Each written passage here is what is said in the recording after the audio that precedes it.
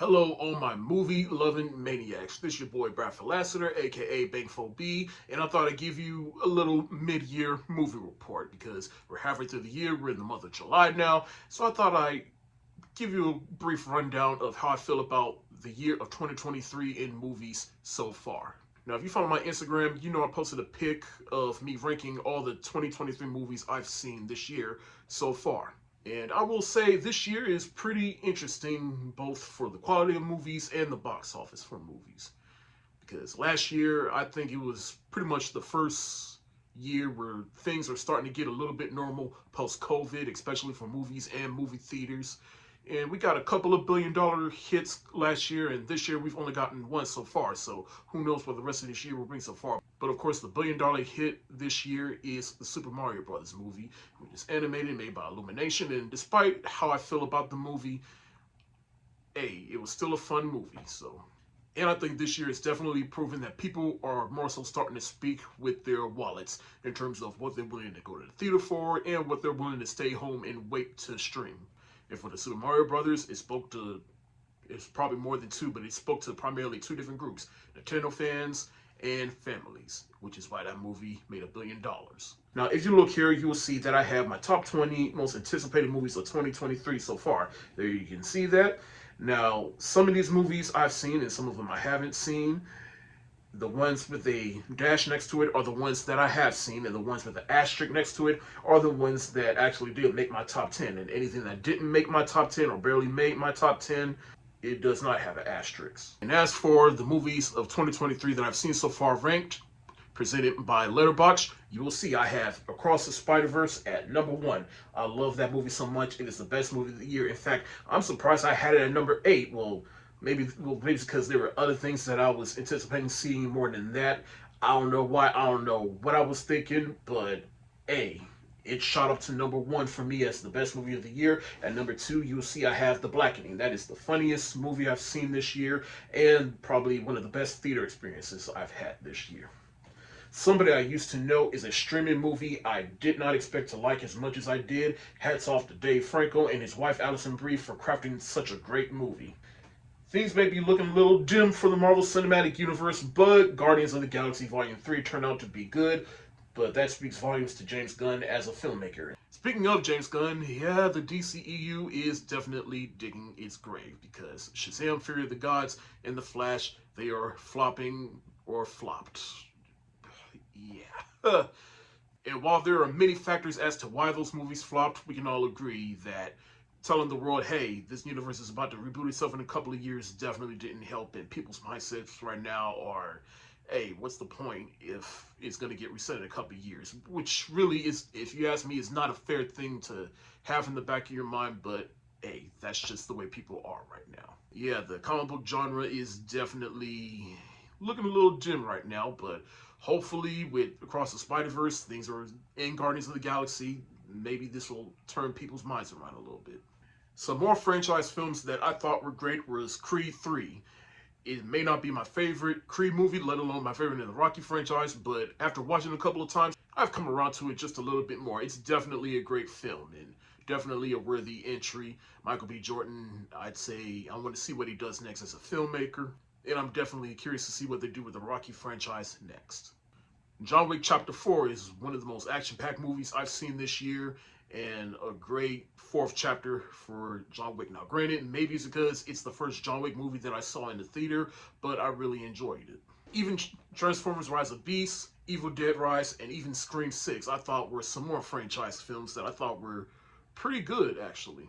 But some surprise films that came out this year that I recommend everybody watch and may have even made my top 10 are 1001, which stars Teyana Taylor. I really wish this movie came out later in the year so that Teyana Taylor's performance in this film is fresh on everybody's mind come award season. Still is a great documentary about actor Michael J. Fox. It highlights his career and how he lives with Parkinson's disease. If you're a fan of Michael J. Fox, I recommend you watch it. But even still, it really is a great documentary, and it just makes you a little bit more appreciative of life. Air, which is about Michael Jordan and how they made the Air Jordan sneakers for Nike. Such a well-written movie with some great performances. The Dungeons and Dragons movie that came out this year, I was surprised with how much I enjoyed that movie. You People, which is a movie that came out on Netflix, which I know was a bit divisive amongst people, but I personally enjoyed it. Shotgun Wedding, which was released on Amazon Prime. It stars Jennifer Lopez and Josh Duhamel. That was a fun little comedy that I had a fun time watching. A Knock at the Cabin, M. Night Shyamalan. Hey, that's definitely a hit for him.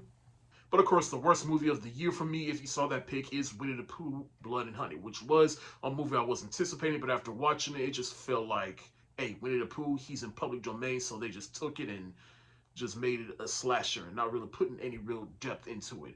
And if that's what you wanted, hey, that's fine. But for me, it was just kind of a misfire.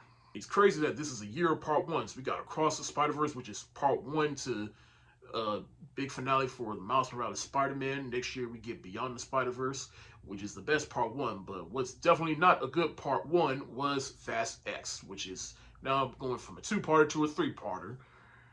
And it's time to stop! It's time to stop, okay? No more! Where the fuck are your parents? Who are your parents? I'm gonna call Child Protective Services. It's time to stop! But hey, next week we are getting Mission Impossible Dead Reckoning Part 1, so we're gonna get two good Part 1s in 1 year. Wow, that was a lot. As for anticipated movies that have come out but I have not seen yet are Elementals. This came out the same weekend as The Flash and The Blackening, and I'm sorry, but I was only going to see 2 movies that weekend, and Elementals was not one of them. And hey, sorry Pixar, I love y'all. I love what y'all put out, especially original stuff, but I only got money for 2 movies that weekend, and I will definitely watch it once it hits Disney+. As for the rest of the year, there's definitely some movies that I am most definitely looking forward. Like I just mentioned, Mission Impossible Dead Reckoning Part 1 is about to come out. I've been rewatching all the Mission Impossible movies, so I'm definitely can't wait to watch that. They Clone Tyrone is a movie that hits Netflix really soon and stars John Boyega, Teyonah Parris, and Jamie Foxx. And hey, after what's been going on with Jamie Foxx lately, I'm sending prayer and healing to him, so I definitely can't wait to see him in this. I love me some Teyonah Parris, and it's just great to see John Boyega can still get work. As for the rest of this year for DC, I mean, like I said, DC is digging his grave, and so let's see how Blue Beetle does, and then Aquaman 2 when that comes out at the end of the year. As for Marvel, the Marvels comes out. I am enjoying Secret Invasion so far, and I can't wait to see how that plays into the Marvels, and I've liked that first trailer, and so hopefully this movie will turn things around for the Captain Marvel franchise in the Marvel Cinematic Universe. Doom Part 2 is still my most anticipated movie of this year. It comes out in November. I've seen all the trailers. I cannot wait. The trailer for the musical remake of The Color Purple comes out later on this year, and I definitely can't wait to see it. And as many of you know, it has Halle Berry. This is a pretty good year for her so far. She was just in The Little Mermaid, and then she got this coming out so far. But I do love that original Color Purple, and I can't wait to see how this differentiates itself from the original, aside from being a musical. The big weekend in July that everybody's looking forward to is the Barbie movie and Oppenheimer. And I'm gonna be honest, July is a busy month for me, so I'm probably not gonna go to the movies that weekend. I'm probably just gonna wait to see Barbie on streaming. And as much as I do want to see Oppenheimer, let alone on an IMAX screen, I'm really just don't feel like sitting through 3 hours of a drama about the first nuclear bomb. So I'm sorry, Christopher Nolan. And then Kraven the Hunter is another comic book movie that comes out this year. It's made by Sony. It's a Spider-Man villain. And after Morbius, my expectations are really, really low. And I don't know what to make of this. But that's my mid-year report for movies. Tell me, what do you think of my ranking of all the movies that come out this year? And what are you looking forward to for the rest of this year? Let me know in the comment section below. Last Friday at midnight, anyone that is part of the Stage Actors Guild of America went on strike, along with all the writers. And there's a million reasons why the actors went on strike, but mostly because of the wage. The amount of money paid from them, from residuals, from TV shows, movies.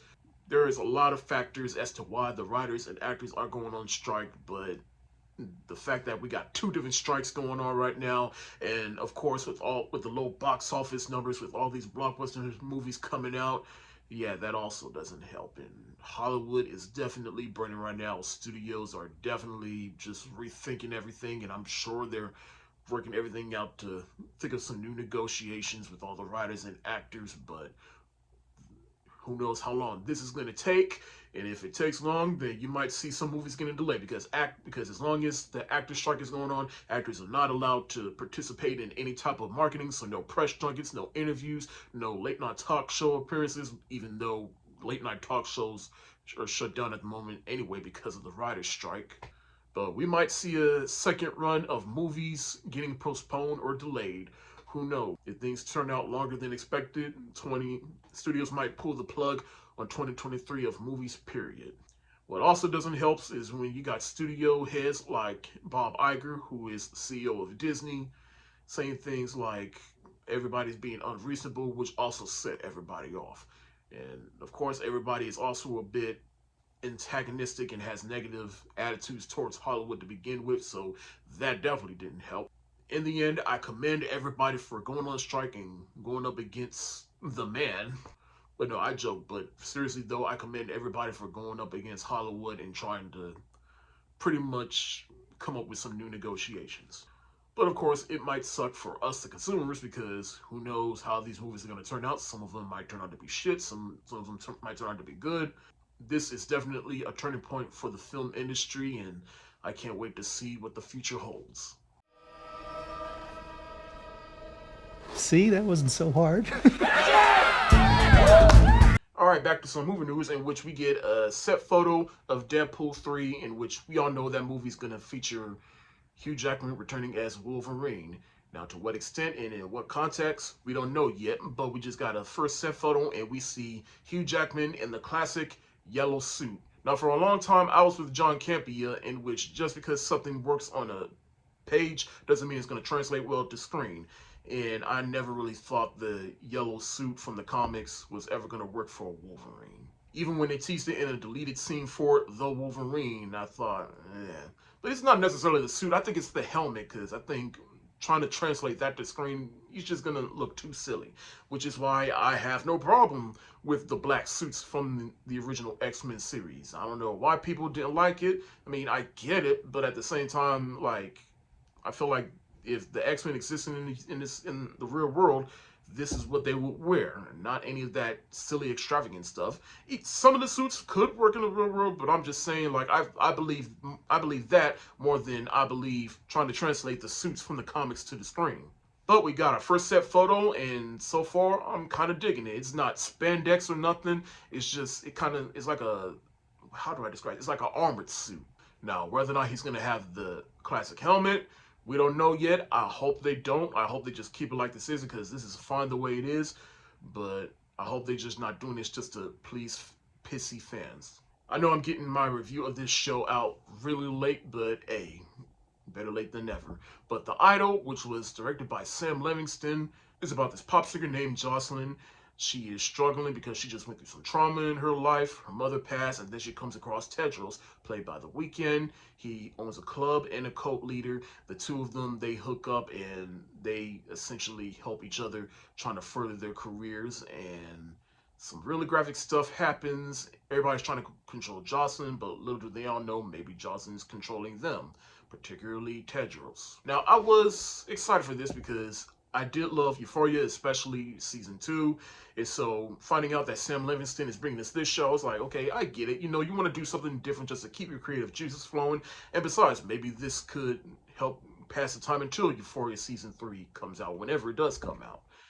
And then, you know, there's all the controversy around the production of the movie. It was hell to work on this show. There were multiple rewrites. The show kept getting changed. The public perception on this show is horrible. Everybody's not liking this show. Nobody knows the intention of this show. And of course, The Weeknd is in it, and he is not great about it. Don't worry, I'm going to get to The Weeknd in a little bit, but yeah, their show has a lot going against it. For me personally, I have mixed feelings because on one hand, I do get what the show is trying to do. It's trying to pretty much showcase how the music industry, or really the Hollywood industry in general, is horrible towards women, and especially towards pop stars. And so I get it. You know, the show has pure intentions. They're trying to show what happens when a celebrity She has the world on her shoulder, and all that gets overwhelming after a while, and sometimes that leads them astray.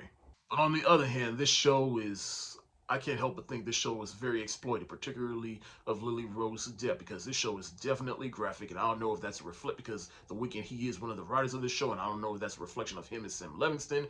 Maybe that was their intent, I don't know, but I don't think that was the right way to go.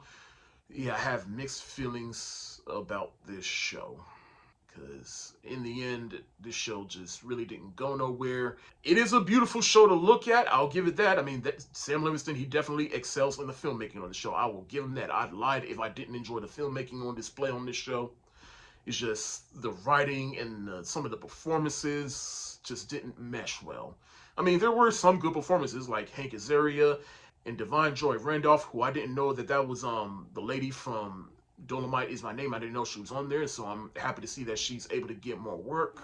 The actress that plays her best friend, and I think she's probably, well, other than Divine's character, but those are probably the two characters I feel like have sense and you empathize with, because they're the ones that they feel like the audience character, especially Leia. Troye Sivan, he's the creative director of Jocelyn. I know he's a singer, but I feel like I've heard his name somewhere. I just don't know what, but I haven't heard any of his music. But when I heard his rendition of My Sweet Lord on this show, which I know from Guardians of the Galaxy Volume 2, I'm a fan of that song, and hearing his rendition, I was like, okay, I like this. I like this. The music in general, I actually do like. In The Weeknd, he did produce the music, and some songs, ever since the show ended, I've had some of those songs on loop. So the show definitely excels with the music. I will give it that. But as for the two leads, Lily Rose-depp, well, one, she is the daughter of Johnny Depp. I didn't even know Johnny Depp had a daughter, let alone that she was an actress. I mean, I think I heard her name in some other things, but this was really the first thing I seen her in, and she was decent. But of course, The Weeknd. Yeah, he is not that great on this show.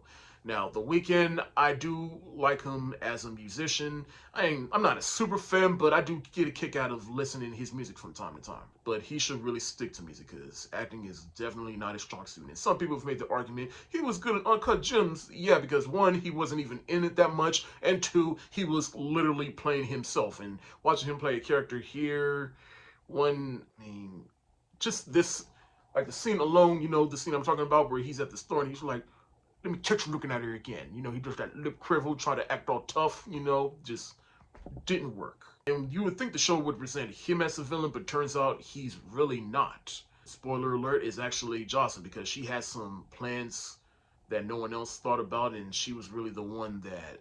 And the show is definitely awkward. I mean, it's graphic as fuck. I mean, the show literally has a scene where everyone's in the studio, and The Weeknd, he just starts fingering Jocelyn. And if I was in the room, I would have immediately walked out, because, yeah, like, it's just graphic for the sake of being graphic.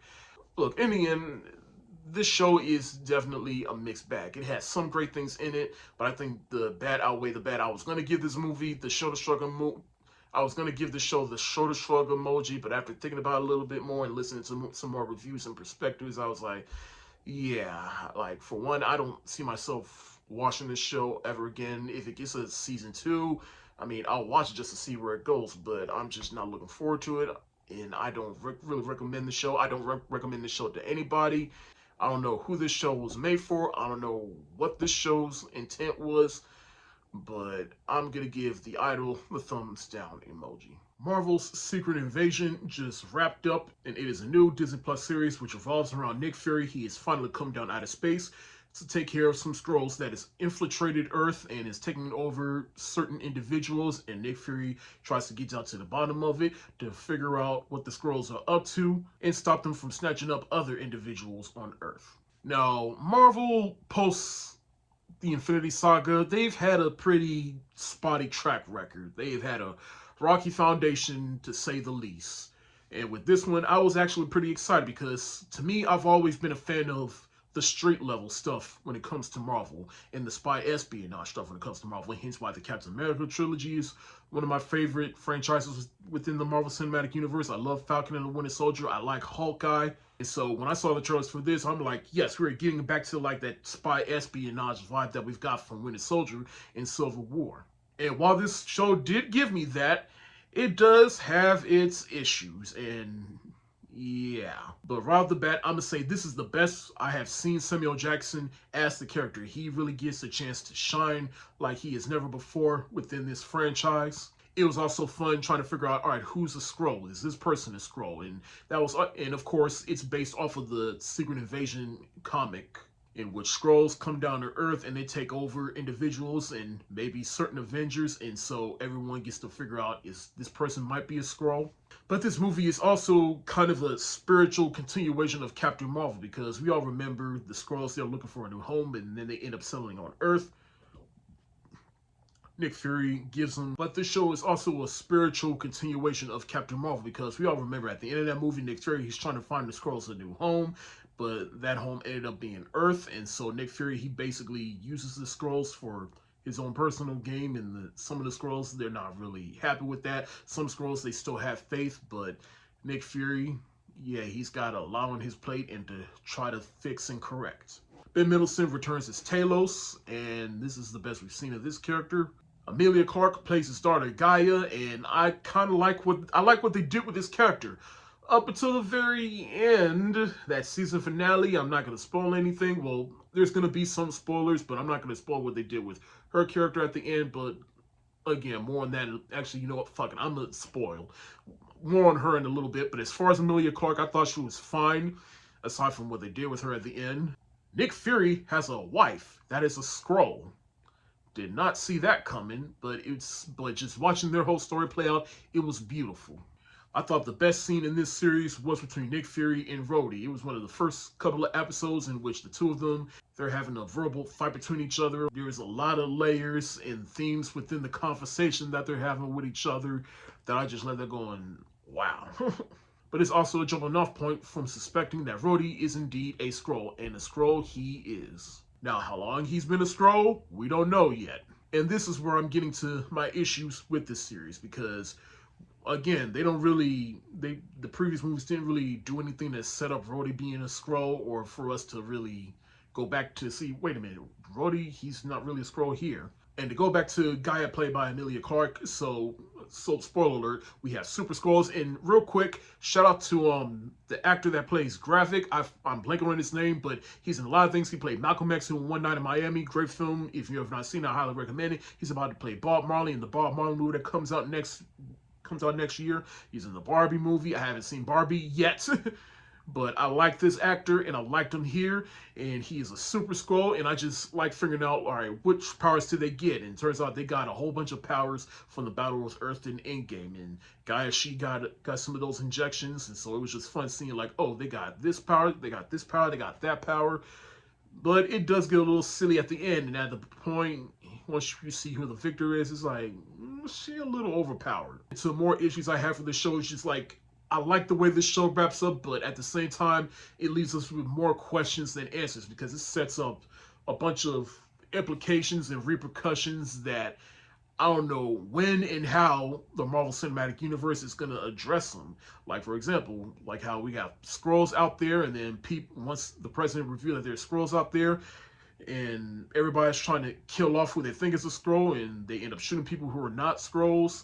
The president himself, this is definitely not going to look on his resume for him to not be the president going forward, hence why Harrison Ford, reprising the role of Thunderbolt Ross, is going to be president in Captain America, Brave New World, and the Thunderbolts. But again, that's the thing. It's like this show sets up a lot of things that'll have implications for future that I don't know when and how they're going to address them.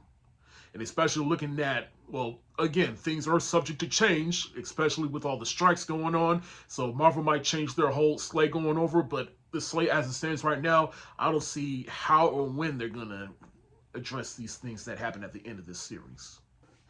Regardless, I still have fun watching the show up until that last episode. I mean, I have issues with that last episode, but regardless. And there's other underlying issues with the show that people have pointed out that didn't really bother me, but could bother me a little bit down the line. But I don't know. I just need the show to sit with me for a little bit longer. But again, I still have fun with this show. So just for right now, I'm going to give Secret Invasion the thumbs up emoji. Finally, we are at Mission Impossible Fallout, which came out 5 years ago. It is the 6th film in the Mission Impossible franchise. Tom Cruise returns as Ethan Hunt, in which him and his team, they have to get this plutonium, which gets stolen by these people, and now they are on a mission to get the plutonium back. And through a series of events, they hit some twists and turns that prolongs them from getting it back. Now, every month I've been reviewing one Mission Impossible movie every month, and I gotta tell you, revisiting this series, I get more and more excited for Dead Reckoning Part 1. Because this movie definitely did that for me. I remember I watched this was actually the first Mission, actually no, this was the second Mission Impossible movie I saw in the theater. For some reason, I just never saw Rogue Nation. I saw Ghost Protocol in the theater. That was the first Mission Impossible movie I saw in the theater, and Fallout was the second. And while I loved Rogue Nation the third time around of seeing it, I don't think it's not particularly my favorite, but this one, I do remember this was not only my favorite of the franchise, or one of my favorites, but it was one of my favorite movies of 2018. And this movie, I'd say, still holds up. And I was very skeptical because Tom Cruise, he brought back Christopher McQuarrie, who directed Rogue Nation. It was the first time a director was brought back on for a Mission Impossible movie. And I say this is definitely the movie where I think he found his voice, but more particularly found his voice with making a Mission Impossible movie. And I'm curious to see what he does with Dead Reckoning Part 1, but this, to me, is definitely the darkest of the movies. And I don't mean dark as in dark material, but I'm saying tone-wise, this is the darkest of the Mission Impossible movies. Tom Cruise, of course, he does his crazy-ass stunts, and that he actually learned how to fly a helicopter.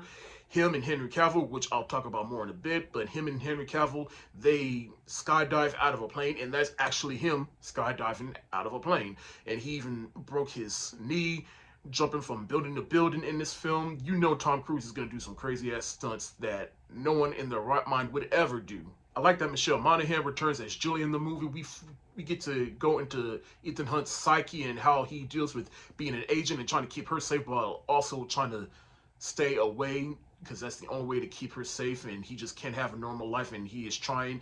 And while he's on the mission, he cares about the people who's very close to him, and that's what sets off this whole mission, is that he just won't let anyone he holds dearly die for the sake of the mission. Rebecca Ferguson does return as Ilsa Faust, and she's probably the first Mission Impossible girl to return, and after watching her in Rogue Nation, you understand why. And she is definitely coming to her own. And she was actually pregnant during the making of this movie. And so watching her doing the stunts while she was pregnant, and there's a few shots where you can tell she was pregnant, but that is just impressive. Of course, other returning cast is Ving Rhames and Simon Pegg and Alec Baldwin. Ving Rhames, I say this is probably my favorite of his appearances within this movie, because like I said, Ethan Hunt, he just won't let anyone he holds dearly to his heart die for the sake of the mission. And even Ving Rhames' character Luther, he told him, like, don't ruin the mission, not even for me. And Luther, he even admits the whole reason we're in this mess is because Ethan wouldn't let me die. Angela Bassett, she is in this movie as the head of the CIA, and I thought she brought some much needed gravitas to this movie. And it's funny because both her and Lawrence Fishburne have been in these movies, and surprised they haven't crossed paths within this universe. And then for Henry Cavill, which is, I ain't saying he was a controversy, it's just there's controversy around him, because we all know he has a mustache in the movie. And by the time he was making this movie, they were doing reshoots for Justice League, in which Paramount told Warner Brothers, no, Henry Cavill cannot cut off the mustache because it's too vital to his character. And of course, we all know what happened in Justice League. He couldn't cut off the mustache, so they CGI'd it out while he was playing Superman. And yeah, y'all saw the theatrical cut of Justice League. There's no need to explain. But I can only imagine the people over at Paramount are just laughing at Warner Brothers like, I can't believe they thought we were serious. But regardless, Henry Cavill, he was excellent in this movie. He was a worthy adversary to Tom Cruise. Well, he was an adversary to Tom Cruise at the end of the movie. Spoiler alert. But he was great in this film, proving that Henry Cavill can play both a good and bad guy. Mission Impossible Fallout, without a doubt, gets the hard eyes emoji from me. I also forgot to mention that my review of Mission Impossible Dead Reckoning, I won't have my review of that until later on next week, because this weekend I'm going to a family reunion, and so I'm planning on seeing it when I come back, so just a little heads up. But on the bright side, I finished rewatching all the Mission Impossible movies leading up to Dead Reckoning Part 1, which means... Mission accomplished! Hello, all my movie-loving maniacs. I'm back after a long weekend in Charlotte, North Carolina for a family reunion, but I'm back and ready to review movies and talk about some movie news, particularly this actor strike, which I will get to in a later video. But for now, let's talk about Mission Impossible Dead Reckoning Part 1, which came out last weekend, and I finally got a chance to watch it on $5 Tuesdays at AMC Theaters, which really went to $2 Tuesdays because of my movie rewards, but that's beside the point. Mission Impossible Dead Reckoning Part 1 is part 1 of what is supposed to be the big finale of the Mission Impossible franchise, or at least Ethan Hunt's story within the Mission Impossible franchise. We don't know yet. Tom Cruise has said he's down for more movies. I don't know, but yeah.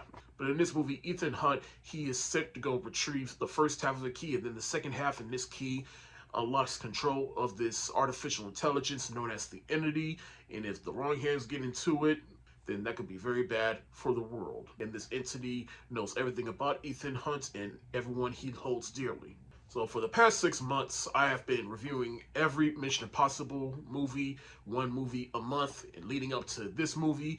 And every time I revisit this series, I like it more and more. Like, this really is one of the best long-running franchises out right now, and Tom Cruise is a big part of that. And with this first part of the finale, it holds up to the Mission Impossible name.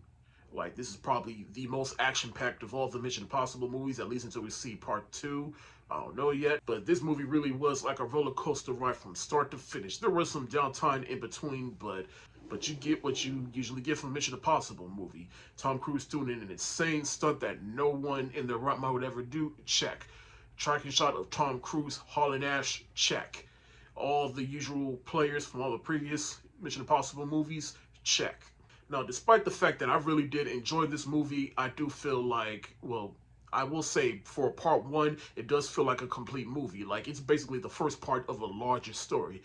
But I will say my enjoyment of this movie does rely on what part 2 is going to be. But until that comes out, I can still appreciate this as just a complete story. And I definitely can't wait until part 2.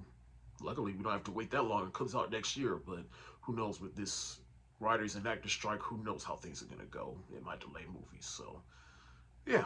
But Christopher McQuarrie, he continues to get better with all these movies that he has directed. This is the third one in the series that he has directed. Tom Cruise, he still owns these movies. Simon Pegg and Ving Rhames, they still work as his team members. Rebecca Ferguson, she returns as Ilsa Faust, and she kicks ass more than ever in this movie. I really like the addition of Haley Atwell. She's basically the new girl of this movie. And it's nice to see her get out of the Marvel Cinematic Universe for a change and see her play a different character. And a different character that I did not expect her to see. She basically plays a jewel thief that Ethan Hunt recruits, and basically she has an arc from the beginning to the end that definitely worked and was convincing. One of the other weak points about this movie is, I'd say, the villain played by S.A. Morales. He wasn't that menacing. I mean, he's a good actor and all, but he just wasn't that memorable. Granted, there hasn't really been a memorable villain in the Mission Impossible franchise since the late Philip Seymour Hoffman in the third movie. But we'll just have to wait to see how he does in the next movie. Is it just me, or this also happens to be the funniest of the Mission Impossible movies? Because it really was funny.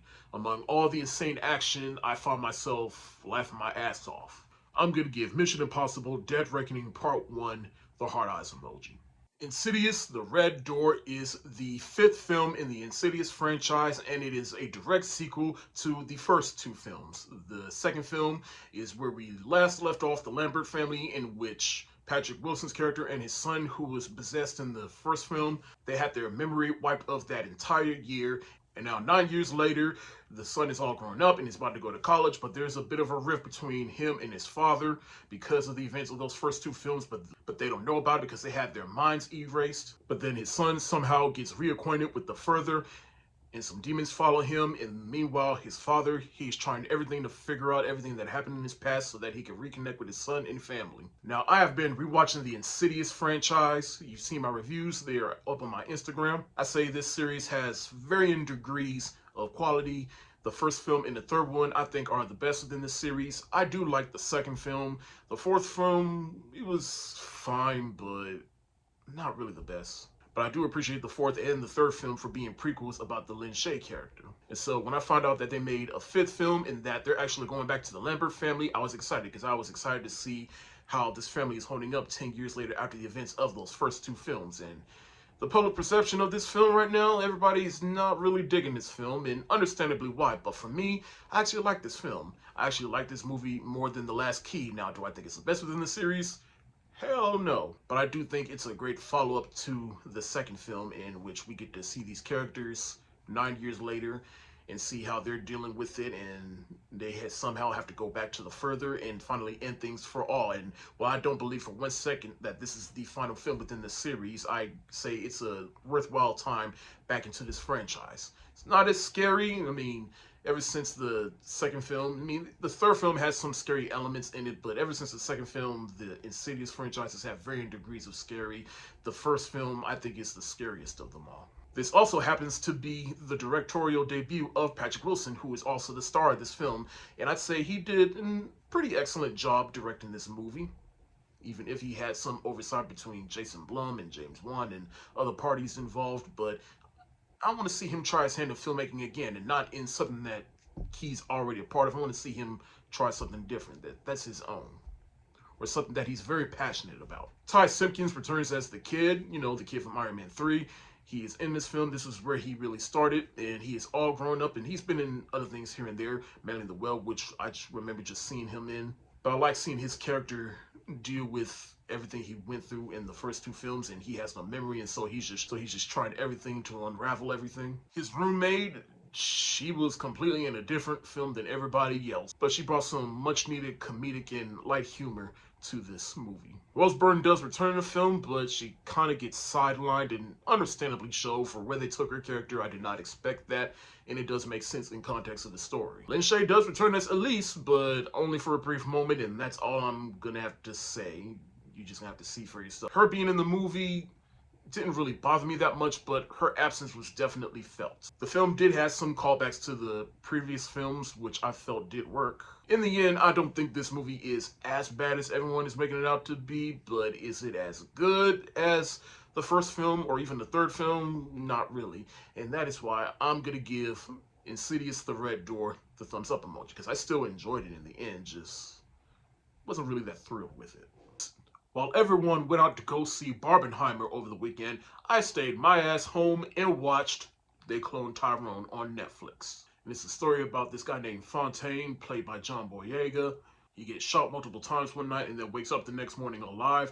And so him and his two friends get to the bottom of this and discover that there's more nefarious things going around underground of the town that they lived in. Now, I have been anticipating this movie ever since I heard about it and saw the cast. I mean, you got John Boyega, Teyonah Parris, and Jamie Foxx. Anything with an all-black cast already has my attention, and I am ready to see it, and saw it I did. And I went into this almost completely blind, not really knowing what the story is about. I mean, I saw one trailer, but the trailer didn't really sum up anything as far as the story goes. But I walked away from this movie loving it. In fact, I feel like this movie is a combination of different movies. This movie is like Get Out meets Groundhog Day meets Undercover Brother and Black Dynamite. It is like all those things wrapped into this one movie. This movie was also surprisingly a lot funnier than I expected, but hey, that's what happens when you have Jamie Foxx in the movie. But this movie also has layers pertaining to black neighborhoods and what people will do to sell to black people and get them to love it and to change their ways. Basically trying to take the blackness out of them through like things like fried chicken and hair grease and all types of things. There's just so much going on in this movie that it's just one of those movies you got to see for yourself and appreciate it. But of course, this movie would be nothing without the performances in the movie, because our three leads make this movie. John Boyega, this is probably one of his best performances because he's a little stoic, but then he's kind of lightens up, because we've seen John Boyega be charismatic, and here he has to be completely stoic, and by the end, he is not, and he's warming up to the people that care about him, and this is definitely a different role for John Boyega, I must say. And plus, I just want to see him win after Disney and Lucasfilm did him dirty with Star Wars. Jamie Foxx, I'm glad right now that he is feeling a lot better. I'm sending prayer and healing for a speedy recovery. But Jamie Foxx, of course, he came to play, and he was funny as hell in this movie. He plays a pimp, and he is the best pimp that he could have played in this movie. But the biggest standout to me was Teyonah Parris. And not because I love me some Teyonah Parris, but because Teyonah Parris, I was surprised with, she basically spends most of the movie with Jamie Foxx's character, and I was surprised with how much she was able to hold her own with Jamie Foxx in terms of the comedy. But she plays Yo-Yo, and she's the one that's trying to get into the bottom of this, and she's on her Nessie Drew type thing. And I just can't wait to see what she does next. She is just one of those actresses that anytime she's in something, you automatically sold me, because I just want to see her win. And I can't wait to see her in the Marvels this November. Some other casts include David Alan Grier. He plays a preacher, and for the small time that he has on this movie, it leaves an impact. Homeboy from P-Valley, the rapper, I'm blanking on his name, but for the small time that he's in this movie, he was effective. And Kiefer Sutherland, amongst all the black people in this movie, he definitely left a mark in this movie. The music in this movie also stands out to me. I can't wait to listen to the soundtrack. And of course, the song Who Cloned Tyrone by Erykah Badu is in the soundtrack. It was played during the end credits, and it's fitting for this movie. Really, the only negatives I had toward this movie is that it does start to slow down a little bit towards the end, especially once you start to figure everything out, and even then, you still don't know the real twist of the movie, and once the twist happens, I mean, you can kind of see it coming, but at the same time, it still works in context of the story. Still, I endorsed the hell out of this movie. The performances make this movie for me. It was definitely a fun ride while I was watching. That is why I give They Cloned Tyrone the heart eyes emoji. I finally got around to watching Big George Foreman, which is a biographical film about the life of George Foreman, heavyweight boxing champion, born-again Christian / pastor.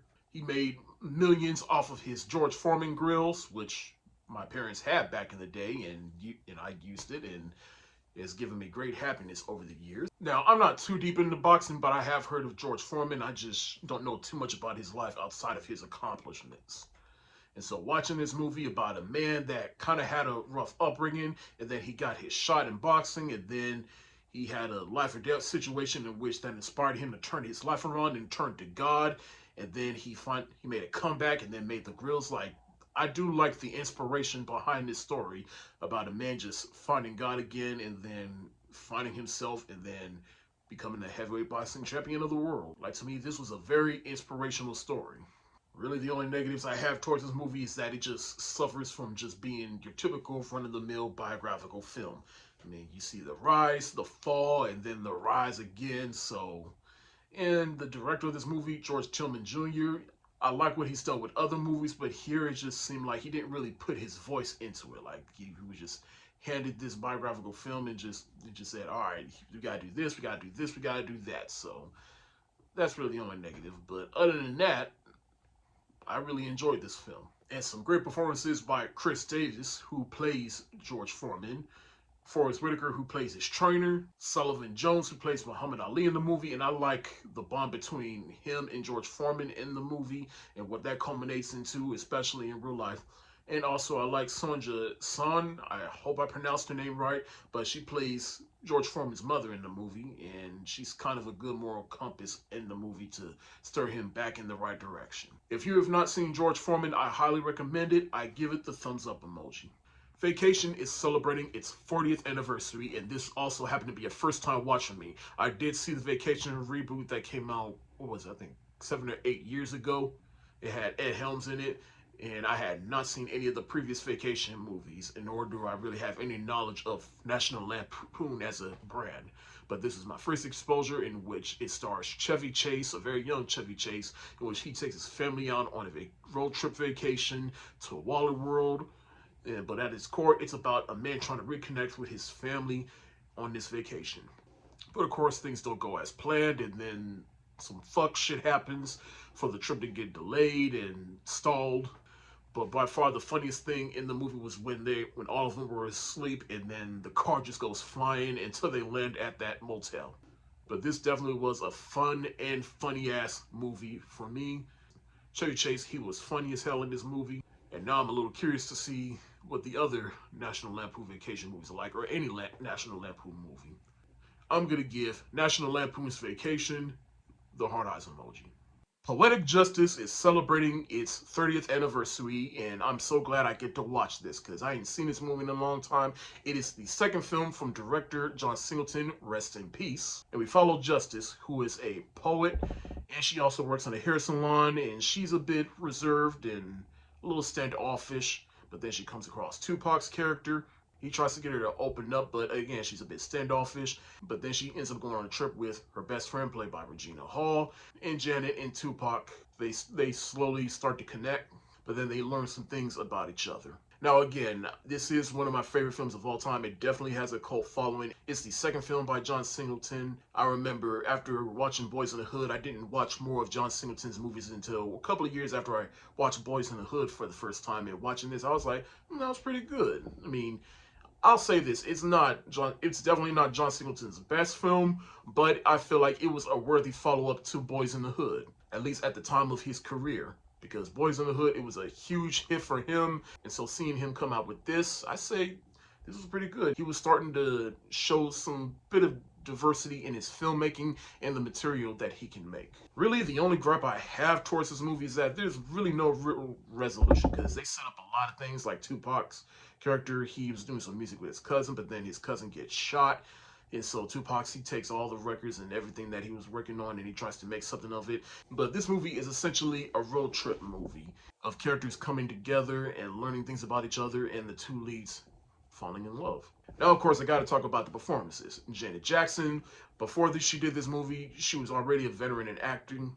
She played Penny on Good Times. For this to be her first feature-length performance, I'd say it was excellent because she had to read poems that were written by Maya Angelou. She read poems, and her character in general, I'd say this is probably one of my favorite Janet Jackson performances, and she don't even really have that many for real. And then Tupac, I'd say this is my second favorite Tupac performance because he's not in the movie acting all gangster and hard like it was in Juice. He was a little bit hard. Like, if you mess with him, he will bite back. But at his core, he was just a father trying to do right by his daughter, even to the point where he saw his baby mama tricking and having sex and doing things that he didn't want to expose his daughter to, so he did the right thing and took her out of that environment. One of the earlier performances from Regina Hall, in which it's her and her boyfriend Chicago, and typical that one friend that gets you out of your shell.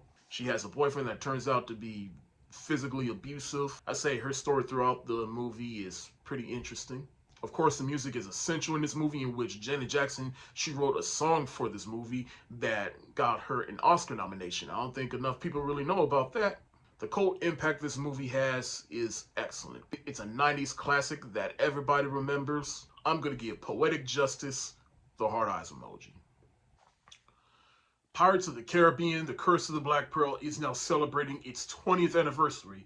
It actually did a couple of weeks ago in July, and a lot of people seem to be talking about it for its anniversary. So now here's my anniversary review of Pirates of the Caribbean, The Curse of the Black Pearl, in which our three leads are Jack Sparrow, played by Johnny Depp, Orlando Bloom plays Will Turner, and Elizabeth Swann is played by Keira Knightley, in which Will and Elizabeth, they grew up together after she found him on an abandoned ship, and that he is a pirate and he doesn't even know it yet.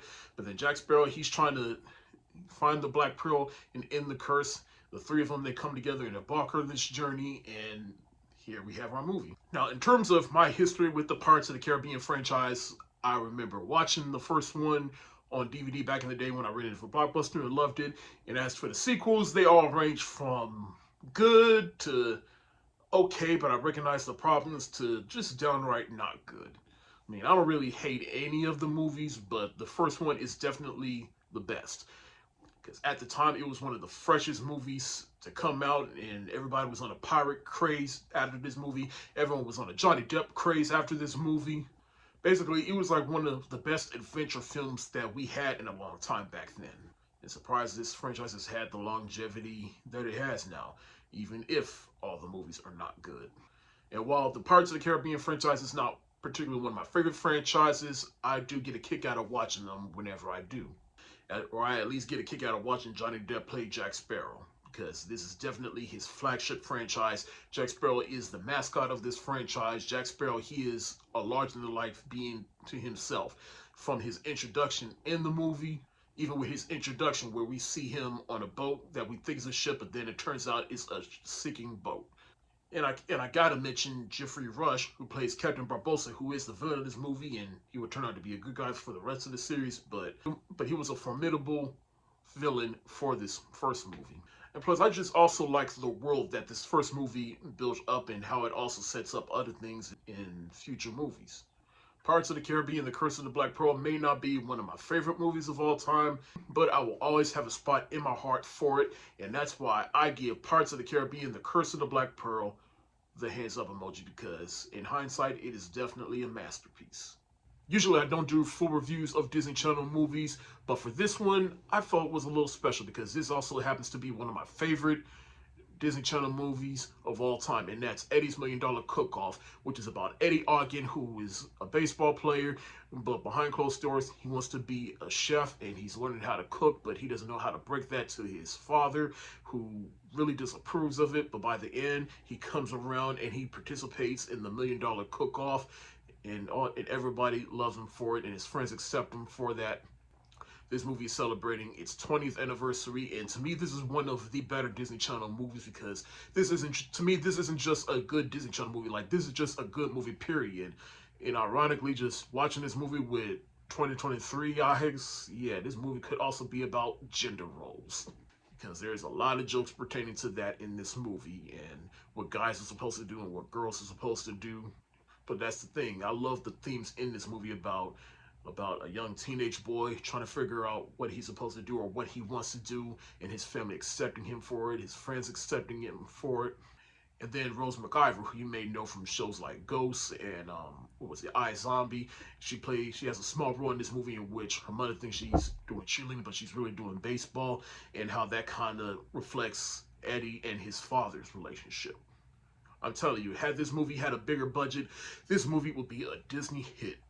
If you've seen this movie, let me know in the comment section below and tell me what you think about it. But if you have not seen it, I highly recommend it. I'm going to give Eddie's $1 Million Cook-Off the hands up emoji, because for a Disney Channel movie, I'd say it's quite a masterpiece. With the Haunted Mansion remake coming out this weekend, I rewatched the original film titled The Haunted Mansion, which came out 20 years ago in 2003. So I think by December, November, one of those 2 months, it will be celebrating an anniversary, but I'm talking about it now before the new film comes out this weekend. And just like Pirates of the Caribbean, it is also based on a ride in Disney World and in Disneyland. And it's one of the more scary rides in the Disney parks. I mean, not really that scary, but it's scary by Disney standards. And for this movie, they base it upon that ride, in which you have this family, in which you have Eddie Murphy's character, Marsha Thomason's character. They get invited to this mansion, the titular haunted mansion, and in hopes of probably being able to sell it. But then it turns out there are ghosts in the mansion, and they're trying to basically manipulate Marsha Thomason's character into marrying the ghost, because the ghost thinks that that is his wife, but it's really not. And so it's up to Eddie Murphy and his kids to get her back and make things right. Now, I do remember renting this from Blockbuster back in the day and liking it, and then over the years I come to find out that this movie kind of has some hate behind it, which some of it I kind of understand, some of it I don't understand.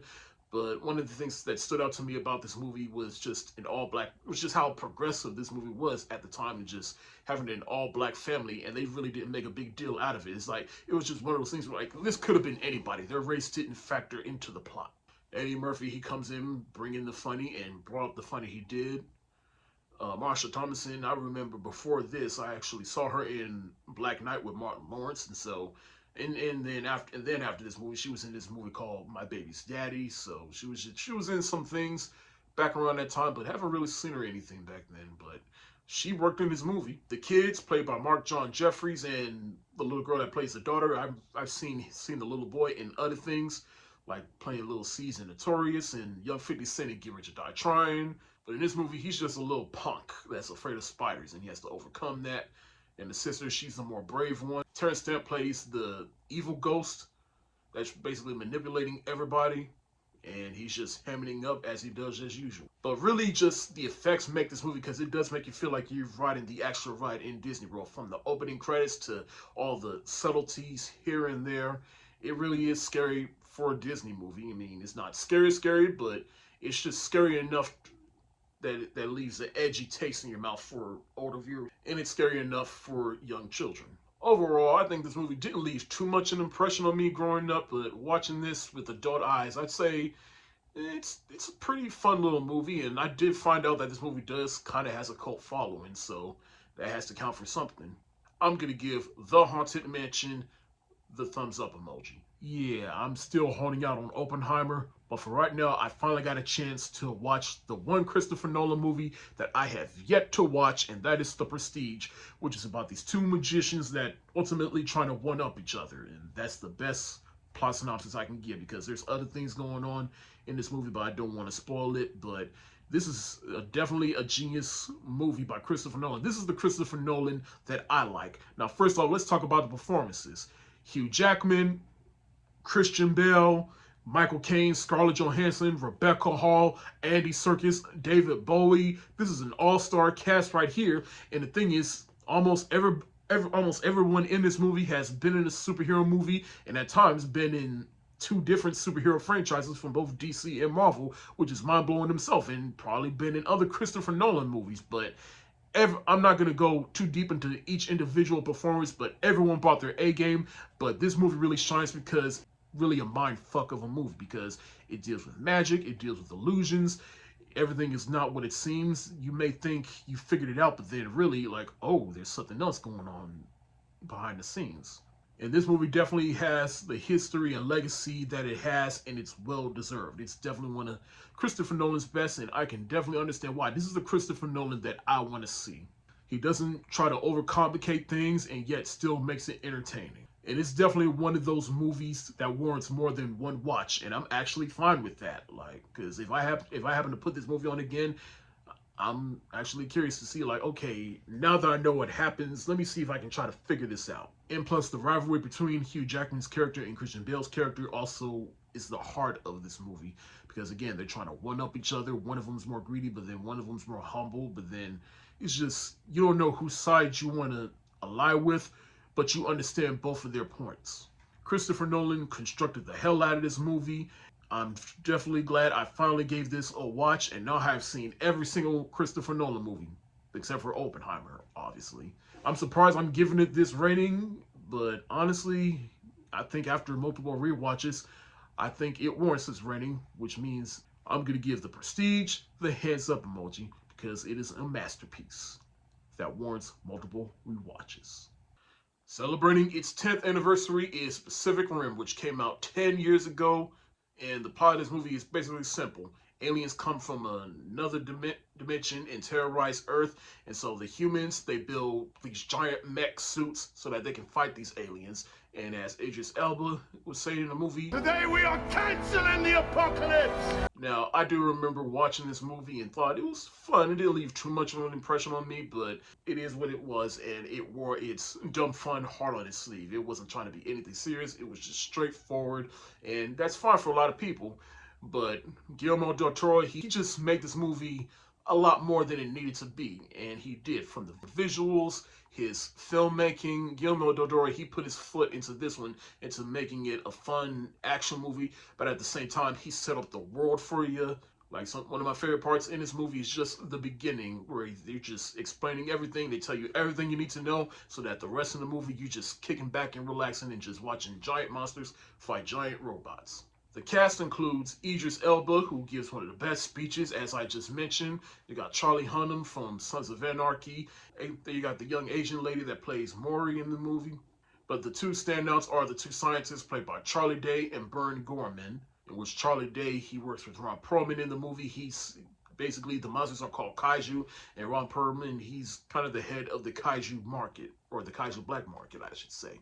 It's just little details like that is why Guillermo del Toro really made this movie what it was. How I feel about this movie 10 years later, I mean, same as I did 10 years ago. I mean, like I said, it's just a straightforward movie and wasn't really meant to be anything special. I mean, it is special in its own right, but it's just one of these movies where I could just put on and then walk away feeling satisfied. And the sequel, I'm going to get into that, but I am a little bit surprised there hasn't been a third movie. I know there's a couple of animated movies on Netflix, but I don't know. I'm just kind of surprised this movie didn't become a franchise, if that makes sense. But I'm going to give Pacific Rim the thumbs up emoji. After rewatching the first movie, I kind of got in the mood to rewatch Pacific Rim Uprising, which is a sequel to that first film in which Guillermo del Toro, he does not return, and there's even a studio change in which the first one was by Warner Brothers, and now this one is made by Universal. I don't know how this change up happened, but it's definitely shown in this movie. Like, you can definitely feel the vibe change in this movie compared to the first movie. With I know Guillermo del Toro, and Universal has his hands on it. It's made by a competent director, don't get me wrong. He's done a lot of good TV stuff, but here you can definitely tell the vibe change. But anyways, this movie takes place sometime after the events of the first film, in which we have John Boyega. I just talked about him in They Clone Tyrone. But anyways, he's the son of Idris Elba's character in the movie, the adopted brother of Mora from the first movie. And let's just say kaijus are starting to return, and so they have to go back in to these mech suits and fight them. And also train some new recruits to fight in the Jaegers. But yeah, just like the first film, not really that much to say. I mean, it's straightforward. It wears his heart on his sleeve. It's just giant monsters fighting giant robots, and I mean, what's really there more to say? I mean, I do know this movie, for general consensus around this movie, I do know a lot of people didn't like this one compared to the first one, which I get, but I can still find some fun into this movie. Like, I do like John Boyega in this movie. This is probably his most charismatic, because I think it's funny because watching him in Star Wars and then watching him in other things, you can tell like he was allowed to just let loose in this movie, and I was there for it. Scott Eastwood is in the movie. He plays the partner of John Boyega in the movie. He's the more straight ass, while he's the more jokey, but then by the end, he does come around. Callie Speeney's character is this girl that John Boyega's character meets, and he trains her, and she kind of has a chip on her shoulder, but they form a close bond. Really, my only issue with the recruits is that they're just like kids. They're not people that I would necessarily see as trained to fight in the mech suits. They're not people that I would envision learning to fight in the Jaegers. Overall, I'm not thinking too deep into the sequel because, like I said, just like the first movie, it's straightforward. You know what you're getting yourself into, so why look for anything deeper into this movie? So I'm going to give Pacific Rim Uprising the thumbs up emoji. Alright, so Teenage Mutant Ninja Turtles Mutant Mayhem hits theaters in a couple of days from when I'm shooting this review. And so I spent all of last week rewatching every single theatrically released Ninja Turtle movie, as you can see from the Instagram post that I posted a couple of days ago. Starting with the original live action series. But real quick, to give you some context of my experience with the Ninja Turtles, I did grow up with the Ninja Turtles cartoon. In fact, my experience started with that Ninja Turtle cartoon. In fact, I remember I had on VHS tape, you know how Burger King back in the day, they used to do those Burger King Kids Club, and they used to sell these little VHS tapes of episodes from Ninja Turtles, and the one I had was of The Great Boldini, and so that's where I got my Ninja Turtle fix from. And then, of course, I watched the cartoon from the late 80s, early 90s, some of the early cartoons, and then some of the movies. Don't worry, those other movies will get their own video, but for this video, I'm specifically talking about the original live-action trilogy. Started with that very first one that came out in 1990. We all remember it, and honestly, I didn't grow up watching this. I didn't watch it until much, much later in life, so I don't have any nostalgia for it, but I still appreciate it for what it was back in the 90s. Though I do think that people let their nostalgia goggles blind them with this movie, because this movie is really not that good, but for a Ninja Turtles movie, I'd say it's an accurate representation. I mean, the vibe is pretty much like the Tim Burton Batman movies. It takes some elements from the Ninja Turtle comics, but it also takes some elements from the cartoons, and it pleases everyone. And it was made by then independent studio New Line Cinema, making this movie one of the most successful independent films ever made. Now, one of the reasons this movie doesn't really hold up for me is the puppetry and animatronics for the Turtles. I mean, yes, it was revolutionary for the time, and it does look good, but honestly, compared to some of the other things, like, I just feel like this just doesn't really work for me. I know that it's a person in a Ninja Turtle costume.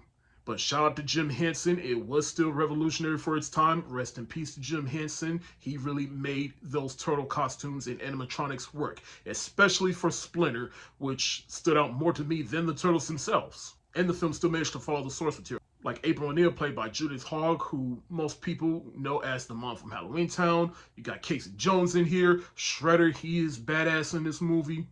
This movie is imperfect, but the legacy that first movie had is still stand. Now, the second film, Secret of the Ooze, it jumped off of the success of that first movie, but it was also kind of toned down just to make it a family film. I mean, the Turtles don't even use their weapons. They don't even do any ninja action. It was more kid-friendly, Vanilla Ice.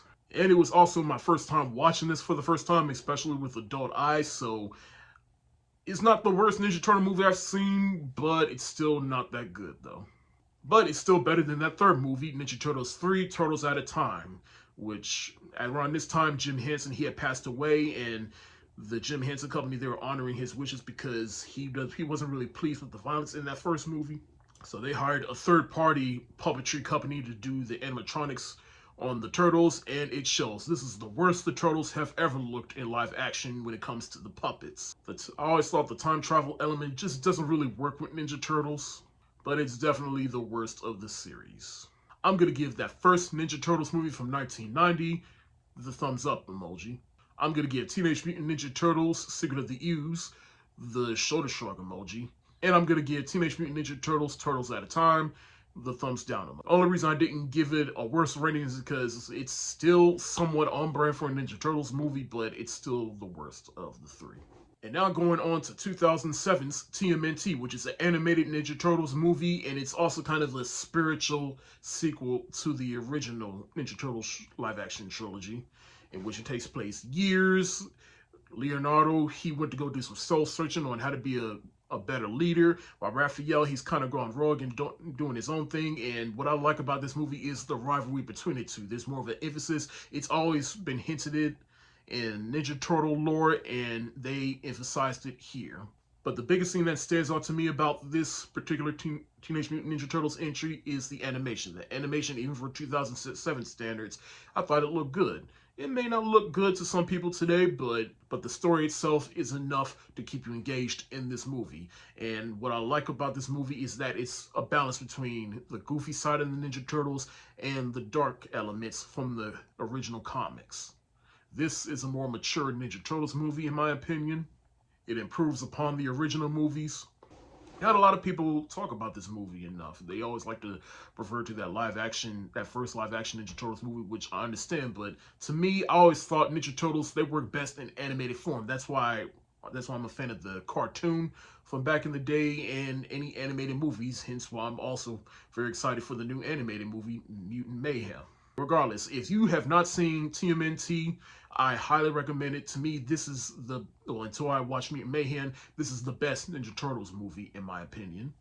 Again, aside from some spotty animation that doesn't hold up here or there, I'm going to give TMNT the hard eyes emoji. Now we're on to the Michael Bay years. Even though Michael Bay didn't direct these next two Ninja Turtles movies, he was a producer. It was under his production company, Platinum Dunes, and around this time, the rights to the Ninja Turtles went to Nickelodeon. They purchased the rights, and so they made some new Ninja Turtles movies, and we all remember these running Ninja Turtles movies. Even before they came out, they were hit with controversy. At one point, they were supposed to be aliens, and then everybody got all pissy about that. Shredder was supposed to be William Fichtner, but then, again, fans got all pissy about it, and so they did some extensive reshoots to make it seem like William Fichtner was not Shredder the whole time. And then, of course, the whole design of the Ninja Turtles, which everybody got all pissy about.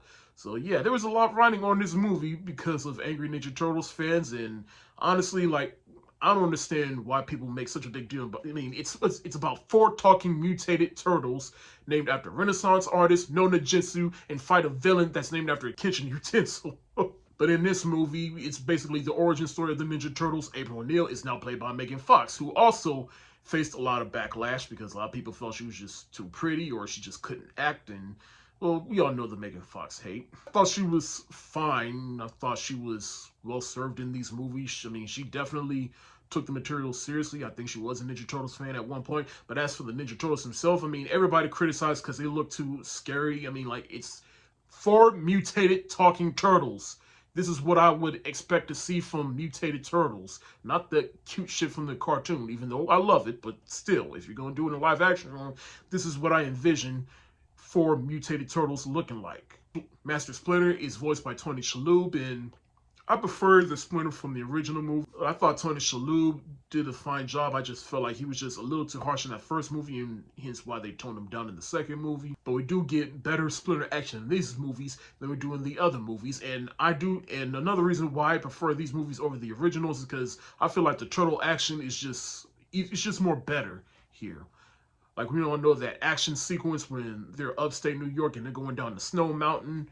I remember just watching that in the theater. I'm like, I am entertained by this. Shredder himself, yeah, he's just a big robot with a bunch of knives. Wasn't really a fan of that. Luckily, they corrected that in the second film, but more on that later. I think this movie is a lot better than people give it credit for. I mean, the world is already ridiculous in itself. Are you really looking for some deeply layered and thought-provoking Ninja Turtle movie? No, you went into this movie, you got what you got. This movie gave you exactly what you wanted, and I got from this movie exactly what I wanted, and that's why I'm giving Teenage Mutant Ninja Turtles 2014 the thumbs up emoji. And now, finally, to Teenage Mutant Ninja Turtles Out of the Shadows, which came out in 2016. And whatever problems you had with the 2014 movie, I felt they corrected here. They feel more like Teenage Mutant Ninja Turtles here than they did in the previous movie. Megan Fox, I felt she was a little bit more better in this movie. They introduced Casey Jones, played by Stephen Amell from Arrow. And honestly, I prefer the actor from the original movies because Stephen Amell, I like him as an actor. He's a good actor, but he's no Casey Jones. And Shredder returns in this movie, played this time by Brian T., who you remember as DK from Tokyo Drift. And I like him. I like what they do with Shredder in this movie, but he kind of got sidelined by the end, and they really didn't do much with him in terms of action. And he's just there to serve the bigger villain, which is Krang, which we've all been waiting for in the movie, and they finally gave him to us. He's voiced by Brad Dourif, who's done a lot of voice work. But what I like about this movie and why I prefer this over the 2014 movie is that it's just a little bit more fun. It feels more like a Teenage Mutant Ninja Turtle movie than just an origin story. We're past the origin, and now we are fully immersed in this world. Bebop and Rocksteady are in this movie, and they were fine. They were just cartoons. Tyler Perry, he's in this movie. Now, I'll admit, at the time, I kind of felt indifferent about him in the movie because when you see him in the movie, he's just acting like a cartoon.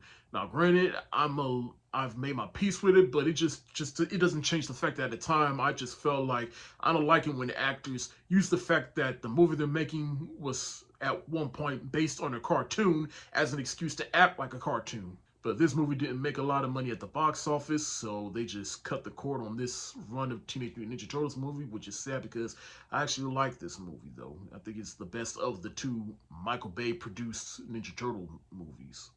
But I guess audiences thought, like, hey, we know what to expect from this movie, so why should we? And understandably so. Regardless how I feel about this movie now, I have fun watching it then, and I still have fun rewatching it now.